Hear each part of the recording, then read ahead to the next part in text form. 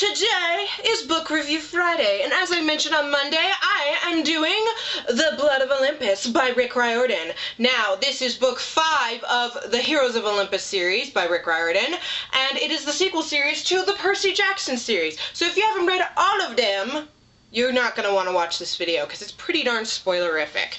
I will also link down below in the doobly-doo my House of Hades book review. It is the very first video I ever filmed, so it's not the greatest quality. I apologize for that. I really had no clue what I was doing. I just saw that they did book reviews online and just decided to join. In case you still want to stick around and say, well, what did you think of this? I gave this a 5 out of 5 star. It is a favorite of the year. It was hard to pick between this and The Revenge of 7 of what was my monthly favorite. Revenge of 7 barely won. So just to quickly recap, in case you're like me and haven't read House of Hades in forever and would like a refresher, the giants have gathered on the original Mount of Olympus, maybe, and the 7 have gathered to face them, but one is destined to die, so they're searching for a way to beat death and struggle to find a way to defeat the undefeatable Mother Earth, or Gaia. Meanwhile, Reyna, Nico, and Coach Head are racing against time across the Atlantic to deliver the Athena Parthenos and end the fighting between the two demigod camps, because the fighting are tearing the gods apart. So I already said this is a favorite. It's quite good. What did I really like? Well, there's a lot. What did I not like? There's only 2 things. So let's go with what did I like first, and then move on to what I don't like, and then move into the specific scenes that I love and dislike. So the voice of this book is hilarious, especially when you read from Leah's point of view, because like everything else in this series, you're bouncing from person to person. This one, more than anyone else, you bounce between Reyna, Nico, Jason, Piper, and Leo. So that's 5 people compared to the usual like 3 or 4. I think House of Hades had like 3, or no, they had 4, because they had Annabeth, Percy, Frank, and Hazel. But Leo's was especially hilarious. Now, was I disappointed that we don't get Percy or Annabeth, and this is the last book we see them in? Yes, I am very disappointed in that. However, it's understandable. I don't know if you guys saw Pullin' Banana Books, Christine's video, where basically it's like 17 minutes of her saying, but there's no Percy or Annabeth, which was hilarious. I do understand her frustration, and I felt it kind of a bit myself, but while she was like, yes, I understand that we started with Jason, so we'll end with Jason, I actually agree with that. This sounds crazy, but I wish they had done all 9 of the characters. I wish we could bounce between all 9. I understand Rick Riordan probably would get overwhelmed. I would just have preferred that. It would have been much easier. It would have been so much easier, and I would have enjoyed it, and then we wouldn't have the argument of there's no Percy or Annabeth, just a little few scenes. The overall sense of stress that was in House of Hades, and even in The Mark of Athena, but especially House of Hades, was actually reduced. So instead of it being like, can they do this, it's more like, how are they going to do this? That was the overall feeling. It wasn't really a detractor. I liked it better, but it also meant that the plot was more predictable in this book than anything else since the original Percy Jackson. And even the original Percy Jackson isn't quite so predictable like this book is. This book is pretty darn predictable. I was surprised. I don't associate predictability with Rick Riordan. I associate it with John Flanagan, who I actually like a little bit better for other reasons. But anywho, I do love the twists. There are twists, and I do love them. And one of the twists I love is that we get to see new gods, like Kim and I forget the others' names, because I suck at names and I didn't write any down. But I do like that we get to meet new gods, even in the 10th Percy Jackson book. That's like amazing and really cool. There aren't as many as normal, but I like that we see that. And all in all, it's a really great conclusion to a great series, and I'm really going to miss these guys. I'm going to miss these guys. I don't know if I'm going to continue on with the Norse god thingy, because the Kane Chronicles don't interest me at all, so I don't know if I will enjoy that. I'll see. But I enjoyed it. Obviously, 5 out of 5 stars. Getting into the specifics, so if you still stuck around and still haven't read it, you're really gonna want to not stick around, because I'm gonna crack open this book and read out certain lines. Good things versus bad things. There's like 1 bad thing. You can see it. There's 1 red. That's it. Goodbye, people who haven't read it. Go pick it up. It's amazing! And go to Walmart, because the ones that I got this at Walmart, it's only like $14 or $15 versus the $20, and it comes with a poster. I don't have the poster on me. It's on my desk somewhere because I haven't hung it up yet. But it comes with the poster. I will show you the poster right now. That's what the poster looks like. It's really quite cool. I'm going to put it up with my Legend of Zelda and Lord of the Rings posters over there and over my movies and stuff, because that's where I hang things up like that. I don't know why. Can't put it over my bookshelf. My bookshelves are huge, and I have books on top of my bookshelves, because I'm crazy. And I can't put it too low, because my cats will rip them to pieces. I did that once. The poster, I think, survived because I taped it together a lot, but yeah, my cats rip it up. Anywho, bye! Alright, on page 56 they mention something, but we don't want another Albania, and they basically just say, we agreed never to discuss it. What happened in Albania? I want to know! Oh my gosh, it sounds so funny, it's just, I want to know. Rick Riordan, what happened in Albania? I gotta know. Page 92,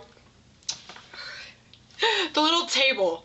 The moving table Buford, who is now basically holographic Coast Hedge, is pretty funny. It was like, oh, that's amusing. And then Buford just yells, put some clothes on! Frank turns into a bulldog, and everyone freaks out. I died. I was like, okay, I'm gonna enjoy this book more than House of Hades.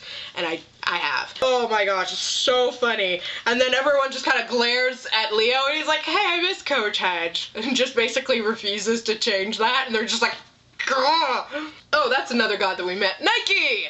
The whole scene with Nike! I love it. And when Frank takes off his nasty ass sock, shoves it into Nike's mouth, and then ties it there. That's awesome. Disgusting, gross, and very effective. I enjoyed that quite a bit. Again, I love the whole Kim scene, getting to meet her. And Percy being like, oh, that's what this looks like. It looks like my dad's house. And she's like, I've never been to our father's house. And he's like, ew. That whole sequence was really ingenious. I enjoyed it quite a bit.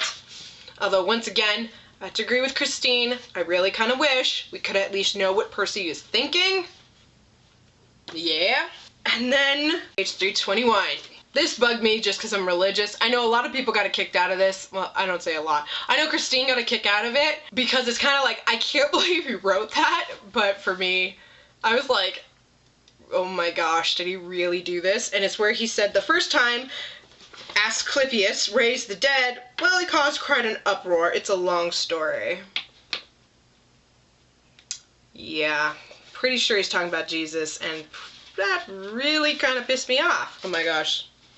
328. Ah, Leo. Ah, Signor Zhang. You know how you're always saying, Leo, you are the only true genius among demigods. Pretty sure I never said that. Well, it turns out there are other true geniuses. And I still love this when Leo changes from the doctor is incarcerated and now serving number 0 to the doctor is in the house now serving all the ladies love Leo. Oh my gosh, Leo. He's so funny. Oh my goodness. I can't even like bring the humor of Leo. You gotta read it. It's so good. Oh my goodness, Leo is hilarious. I love Raina and Pegasus, and where Pegasus says he didn't come in person because of my message, he did it because of you. He experiences the feelings of all winged horses. He followed your friendship with Scipio. Pegasus says he's never been more touched by a demigod's compassion for a winged horse. He gives you the title horse friend. This is a great honor. That was really, really sweet. I really enjoyed Raina, and just by being herself, she won over Athena, as well as her mother. I also love when Annabeth talks about how we shouldn't let stupid things break up families, because quite often we do, and it's really sad. Chapter 49 is really fun to read. I was really happy to see Jason gets to meet with his dad, although Zeus is an idiot. Zeus is a terrible father in this series. He's a terrible father in every series ever. Zeus is a terrible dad, but especially in this. It was like, wow, you're just gonna get pissed off that your son is telling you you're an idiot when you're an idiot? And I like how everyone gets their happy ending, although it is so frustrating to me that we don't actually get to see Leo meet up with everyone. Everyone just think he's dead. We don't get to see Calypso meet up with anyone other than Leo. Why? Why was that the final chapter? You didn't want it to end there. I just didn't want it to end, but more than anything, I didn't want it to end there. So that was really frustrating. I was like, really? That's the end? But I still enjoyed it. It's a 5 out of 5. I would have to give this a 90% just because the religious thing bothered me. No Percy or Annabeth at all, and especially the ending. So it's only a 90%, maybe an 85%. So it is still a 5 out of 5, but it's closer to a 4.85. Whatever. 4.75. Anywho, that's how I felt about it. I really enjoyed it. I'm gonna miss this series. I need to get all the books now that I've read them all so I can keep rereading them.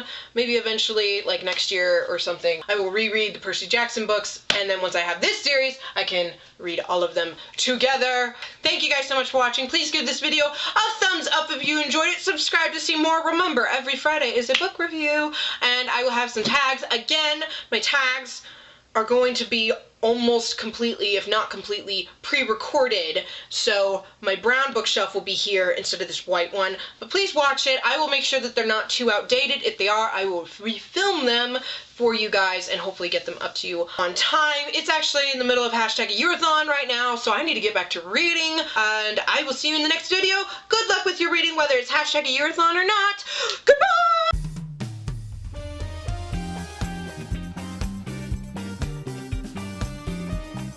Really hard to pick between this and The Revenge of 7.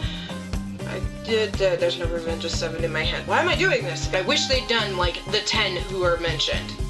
It's not 10, it's 9. It's only, like, $14 versus, how much is it, actually? The table that, Frank. Not Frank, Leo. Where'd it go? I just saw it. No Leo. I will reread. I will read.